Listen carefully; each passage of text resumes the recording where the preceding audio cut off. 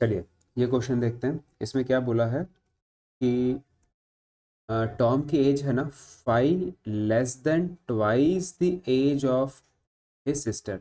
मान लो सिस्टर की एज हम x मान लेते हैं, टॉम की एज हम t मान लेते हैं। ठीक है, राइट। अब एक काम करते हैं, तो टॉम की जो एज होगी वो इसके ट्वाइस यानी सिस्टर के एज का ट्वाइस, और उसमें से 5 कम करेंगे तो ये रिलेशन हम लिख सकते हैं ऐसा। अच्छा, दूसरा इन्होंने क्या कहा है, sum of their age is 27, यानी मैं ऐसा कह सकता हूँ t plus x is equals to 27। Now हमें टॉम की एज फाइंड आउट करनी है, राइट। एक्स फाइंड करके भी कर सकते हैं, तो यहाँ पे एक काम करते हैं, क्योंकि हमें टॉम की एज फाइंड करनी है, रिलेशन टफ नहीं करना है, तो मैं एक काम कर सकता हूँ ना, इसको मैं एक्स के टर्म में लिख सकता हूँ, इस वाली इक्वेशन को। ये जो टी के टर्म्स में है उसके जगह पे मैं एक्स के टर्म्स में लेके आता हूँ। तो मैं फाइव को इधर भेज दूंगा तो ये क्या हो जाएगा, टी प्लस फाइव। ठीक है, which is equals to 2x होता है, तो ये 2 को भी मैंने नीचे भेज दिया सपोज, तो ये क्या हो गया, x हो गया। ठीक है, मैं इसका शॉर्टकट बाद में बताऊंगा आपको। ठीक है, तो पहले ये समझ लीजिए। सो t प्लस एक्स के जगह पे मैंने क्या रख दिया, t प्लस 5/2 रख दिया। ठीक है, ये x के जगह पे रखा हुआ है, विच इज इक्वल्स टू 27। समझ में आया? इसके बाद ये, इसके बाद ये। नाउ एलसीएम लेके 2 इधर भेज देते हैं, ये इधर भेज देते हैं, तो ये हो जाएगा 2t plus 5 is equals to, ये इधर चला गया। अब 27 ट्वाइस कितना होता है, 54 होता है। ठीक है, नाउ ये हो जाएगा 3t इज इक्वल्स टू, ये इधर चला जाएगा तो ये कितना हो जाएगा, 49। ठीक है, तो t की वैल्यू हमारे पास टॉम की एज क्या आ गई, 49/3। इसको ईयर्स में अगर लिखना है, मिक्स्ड फ्रैक्शन में लिखना है, तो 16 3 ज़ा 48, राइट।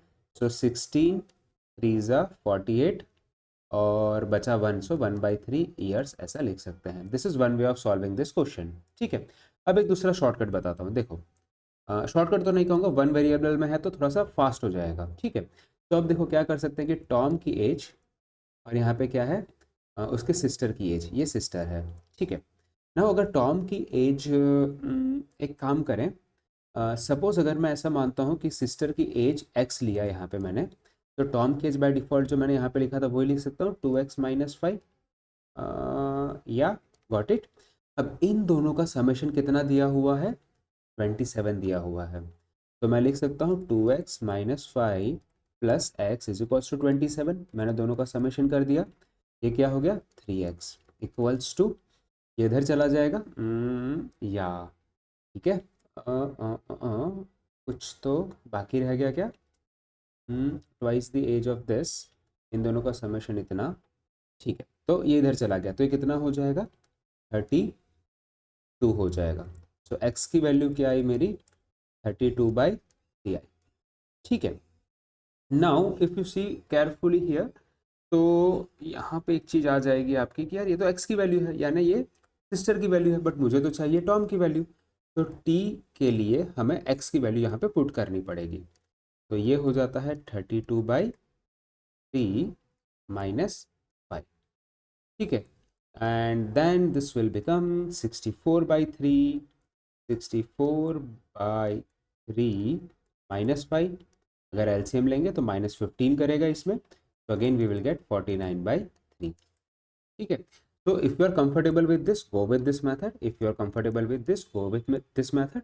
मैं इनिशियली जितना मैंने पढ़ाया है उससे मुझे पता चला कि most of you are comfortable with this method, but किसी किसी को ऐसा होता है कि मुझे वन वेरिएबल में सॉल्व करना है, तो they can go with this method also, right. It's up to you.